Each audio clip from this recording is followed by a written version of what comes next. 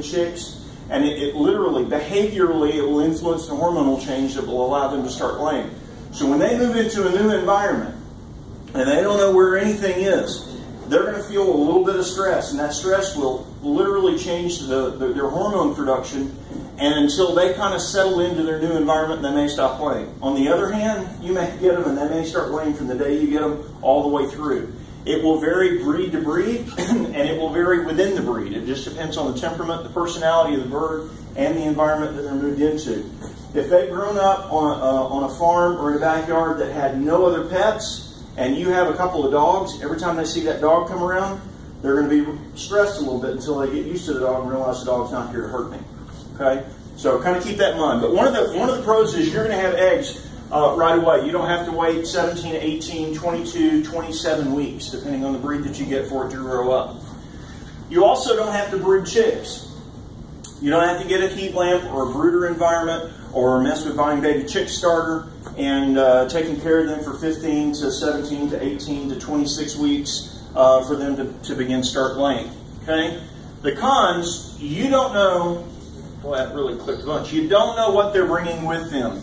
The number one problem that we hear when we get calls about poultry is somebody says, I was driving by the local flea market, and I got a great deal, okay, on a couple of hens. I only paid $3 a piece for them. But now I brought them home and I put them in with my other 12 hens, and within a week or so, both of those hens I bought were dead, and now all my other hens are dying. What do I do?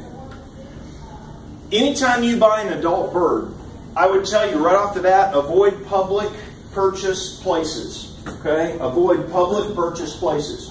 Because when you buy from a public source, the way most of the microbes, the bacteria, viruses, and diseases is literally brought to and transported from hens that are unhealthy are on the bottom of your shoes and on your clothing.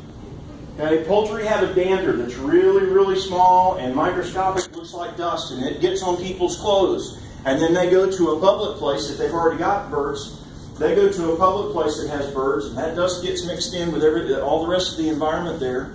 Or people who are driving from a poultry farm have all that on their tires, and they drive into that public place. And if you're buying from a public access place, that's not a biosecure farm. We're going to talk about biosecurity here in just a little bit.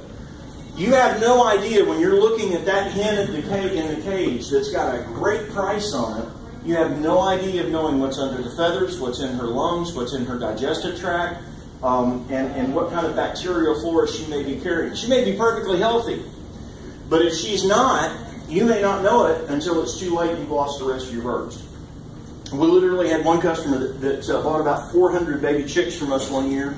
She was selling eggs at several different farmers markets. She bought 400 of a specific, high production laying breed, and she was, she saw an ad on Craigslist and thought, wow, I can add about 15 more birds to my flock of 400. And these birds are, I think she paid $4 or $5 a piece for them. So she drove about 45 minutes to this public access farm. She buys these birds, she brings them home, and she lost them, her entire flock. And she got a particular disease called Merrick's on her property, and the problem with Merrick's is, in some bird diseases, you can't get rid of them once you get them on your property. There's no way to abate them. Okay? So it's really important to know, if you're going to be buying adult birds, you need to get birds from an NPIP member. Okay, that's someone who's part of the National Poultry Improvement Plan.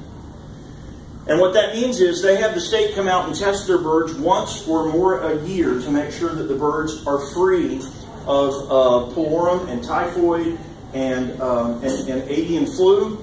They will do a swab test. They'll do a blood test. We have our birds in our flock. We have them tested twice a year. It is a difficult and painstaking process, but it's the only way we can guarantee that we're not getting, that nothing is migrating into our flock, and we're keeping our flock completely and totally healthy.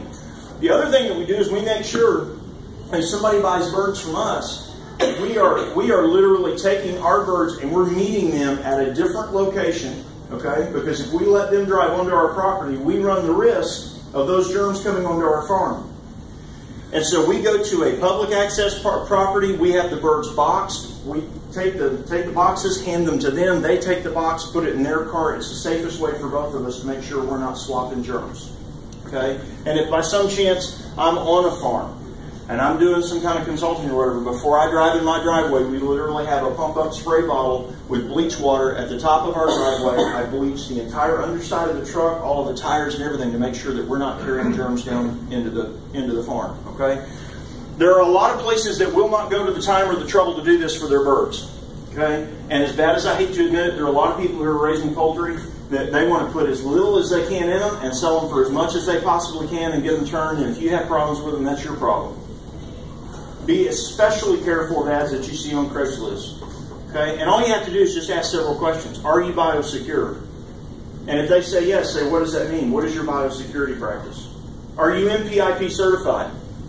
Oh, yes, we have our birds tested. Are you public access? Well, yeah, we're public access. Then they can't be MPIP certified if they have public access to their farm. Okay? So it's one of the cons about buying big birds. You want to make sure that you're getting from a healthy source. Okay? It's also very difficult to age a bird. Somebody can tell you, oh, this hen is just, a year old, and she's going to lay for another 2 or 3 years. Well, she might be, or she might be 4 or 5 years old and at the end of her egg production. It's very difficult to accurately age an adult bird. Okay? And there are some things that you can look at and kind of tell, but it's going to vary from breed to breed. And it's tough to know if you're actually buying a young hen that's going to have good production ahead of her, or if you're buying an old hen that's really pretty well done. Yes, ma'am? What's the age